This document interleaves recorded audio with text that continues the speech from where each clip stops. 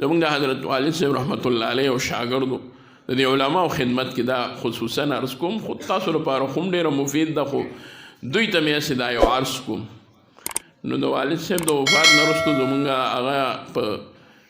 یو مجلس کې شریک شو او هغه د هغوی په سیرت باندې او د هغوی په صوانحو باندې یو مجلس جوړ و په شاه منصور کې. نو مولانا صاحب دوی مجبور وکړو چې څه ووایه. زما ساده خبرې تاسو ته تقریر نه کوم. نو هغه مولانا صاحب ووایي چې زه به څه ووایم، خو مونږ ورته خامخا ته زوړ شاګرد یې څه ووایه. هغه وی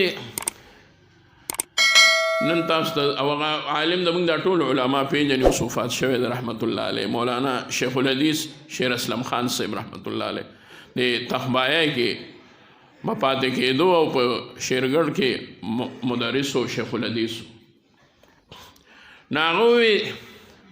وی زه به درته دا ووایم چې د استاد صاحب او زمونږ حضرت شیخ یاد کړو چې د حضرت شیخ مبارک به زه دومره ووایم چې د هغه په برکت باندې الله تعالی دا هغه الفاظ دي، زما غوندې د امیانو زمیندارو په کورنۍ کې د یو زمیندار او جټ او جاهل زیه الله تعالی د هغه په برکت باندې عالم کړو. دا خبره خو هغه وکړه، موږ وی بس دا مطلب دی چې هغوی سره سبق ووي، خو وی ګورې د دې مطلب دا نه دی چې هغه ما ته یوازې کتاب خولی، دا مطلب نه دی چې ګنې هغه ما ته کتاب خولی دی نو زه وایم چې زه د هغه په وجه عالم شوم. دا خو د هغه هر شاګرد ویلی شي، زه خاص د هغه په برکت او د هغه په جرت او د هغه په غیرت باندې الله تعالی عالم جوړ کړی. موږ بیا حیران شو. وی د هغې وجه دا وایي چې دا کوم جومات کې زه تقریر کوم همدا جومات هغه زوړ جومات او زه دومره ماشوم طالب وم چې ما ته چا طالب هم نه وي، چڼی وم. او زما پلار د خپلې علاقې یو زمیندار پښتون او جټ جاهل سړی و. زه مې طالبانو سره راغلی وم، په خپله مخه باندې مې سبق شروع کړی. مور مې بیا پلار ته ډېر زیات ویلي چې بس خیر دی ښه یې وکړه که نه طالب شوي، چې دی طالب شي نو ماله به پټی څوک سنبالی، دی طالب نه شي که نه. مولان نور لږ دي، هغه وخت حالانکې مولان وی نه وی هغه د مولا د قدر و قیمت نه زما پلار غریب نو خبر، بلکل نو خبر.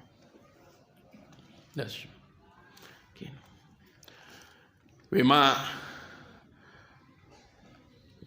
چې د شاه منصور ته رالم څه ورځې تېرې شوې نو زما پلار په مسجد کې ما سره راغلی دی او دغه وخت کې زما استاد صاحب زموږ والد صاحب یادو هغه موقع باندې موجود نه و. او زما پلار زه د مټې نه نیسلی یم، وایي چې شامه کور ته راځه. د پلار دې سبق ویلو چې ته وایې، نیکه دې سبق ویلو، ځانه دې دوی دغه جوړ کړی دی، نه به یې وایې سبق. دغه وخت کې والد صاحب زمونږ یاد کړو، استاد صاحب د جومات ته رادننه کېدو. فراست الله هغو له ورکړو مشرانو له. دې ضمن کې درته دا خبره وکړم، دا علما یوازې د کتاب ښودونکي نه دي، دی الله ته د شپې جوړېدونکي علما کرام دي. الحمدلله دی د الله نه غوښتونکي علما دي. د دې وجې مفتي شفیع رحمت الله علیه ونور الله مرقده هغو به فرمایل چې زما والد محترم مولانا محمد یاسین صاحب د دارالعلوم دیوبند او د هغه یو کال دی، یعنی سنې تاسیس د دارالعلوم دیوبند او زما د والد صاحب پیدایش وی دا د یو کال دی. او بیا به فرمایل چې دارالعلوم دیوبند زما د پلار همزولی دی. نو هغو به فرمایل چې والد صاحب زمونږ وی مولانا یاسین صاحب کہ بیٹے میں نے دارالعلوم دیوبند کا وہ وقت بھی دیکھا ہے جو محتمم سے لے کر گھنٹی بجانے والے چپڑاسی تک اور چوکیدار تک اعلیٰ پائے کے بزرگ قطب غوث ابدال ہوتے تھے. اور میں نے دارالعلوم دیوبند کے درستخوان پر ایک ہی وقت میں 20 اولیاء اللہ کانا کھاتے ہوئے دیکھا ہے. صرف علم کو نہ چوش بس وی چې څنګه زمونږ والد صاحب رحمت الله علیه یادوي چې حضرت استاد صاحب ای ورته صاحبیک صاحب وي زمونږ مشرانو ته اوس هم مونږ ته بعضې خلک صاحبیک صاحب څوک څه ووایي. په هر حال وی حضرت صاحبیک صاحب وی رادننه شو جومات ته، یکدم د هغه فراست کار وکړو چې دا د پلار دی او دی راښکي دی کور ته بوځي. زه حیران په دې شو ما یو یریدم په دې چې پلار مې دی بل یریدم ته په دې باندې چې که مخکې بوتلی یم نو ښه به د استاد په مخکې مې راښکي اوس دا راته پته نه وه چې کېږي به څه بس زما والد صاحب چې زه راښکلم خپل پلار یادوي چې هغه راښکلم نو دغه وخت کې حضرت شیخ صاحب جومات ته په ښایخ په را دننه کړه او ودرېد یو منټ نو تېر چې اندازه یې واخیسته چې کیسه څه ده او زما پلار ته یې وی چې او ته دې ماشوم ته څه وایې ښه پوه شو چې پلار وی هغه وی چې ماشوم ته څه نه وایم دې پلار یم دا میزې دی نو یې څه کوې ورسره وی دی زه کور ته بوځم سبق پرې نه وایم وی ښه وی چې زه د خپل پلار نه راښکلم او ځان سره یې راجوخ کړم وی ما ته وی چې دا ستا ځای نه دا زما ځای دی خپله لار ونیسه شابه داسې ځه سیده الله له یو ناشنا روب ورکړی یاره وي زما پلار پر یکدندي شه چې نور راته څه نه وایي نو یې داسې روغ غوندې روان شو ما وی خپل پلار ته کتل چې دی په شا وګوري تر لرې هم په شا ونه کتل زما پلار لاړ وی ما ته وی چې څه ضرورت یې ما ته وایه نور یې زما پلار باره کې ما ته څه ونه وی زه بیا وی چې څه وخت پس کور ته لاړم پلار نه یېرېدم خو دې خو زما ګناه وي هغه وخت سره زما څه بېادبي نه وه شوې چې پلار ته مخامخ شوم پلار راته وی چې استاد څنګه وی ما ورته وی چې خو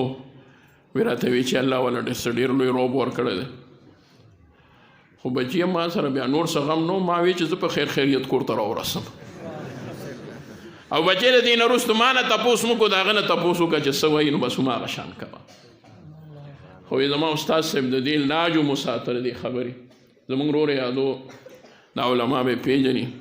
وی ډېر زیات خو بهر خو اکثر 2 میاشتې پس راځي دلته هم دوره میراث او د حدیثو یو کتاب سره دې هغه پړاوی او مفتی اعظم هم دی الحمدلله مفتی اعظم حضرت مولانا مفتی رضا الحق صاحب زمانه ډېر زیات مشر دی زما ورور دی زمانه 6 کاله مشر دی 20 کاله حضرت ټولو کشر نو هغه او دغه شهر اسلام خان صاحب رحمت الله علیه دی دواړه ملګري په سبق وی کله به چې مونږ دواړه سبق ته کېناستو د هغې خبرې په وجه چې زما له پلار نه یې زه راښکلی اکثر او بیشتر به وي رضا الحق صاحب به یاد کوي رضا الحق صاحب به زما نه په سبق کې خو بیا به مو هغلی شاباسۍ نه ورکو زما استاد صاحب به د هغه په ځای ما له شاباسۍ راکړه چې مام خیل والا ډېر ښه سبق دی ووایي ښه د ده نه دې ښه سبق ووایي او ما دا محسوس کړي وه چې ما له همیشه دپاره په هغه باندې ترجیح راکړې وه نو بیا وجړل او بیا یې دا ووي چې که چېرې زه د خپل پلار نه زه خپل استاذ په هغه غرض راښکلی نه وی زه خپل پلار په ځای باندې خپل استاذ په صحیح معنو کې هم دقه شان خپل زوی نه وی جوړ کړی د ثوابای په بازار کې به د یوې ګاډی د سبزی په غاړه باندې وي دا څه غلطه خبره نه ده خو یو کس به اواز کولو خلکو به وی چې دا د مامخیلو بابا دی دلته ګاډي ودرولې ده وي دغه شیر اسلم خان به په ثوابای کې ګاډی ته ولاړو وی نن چې بخاري وام نن چې ترمیزي وام زما د ټولو نه مخکې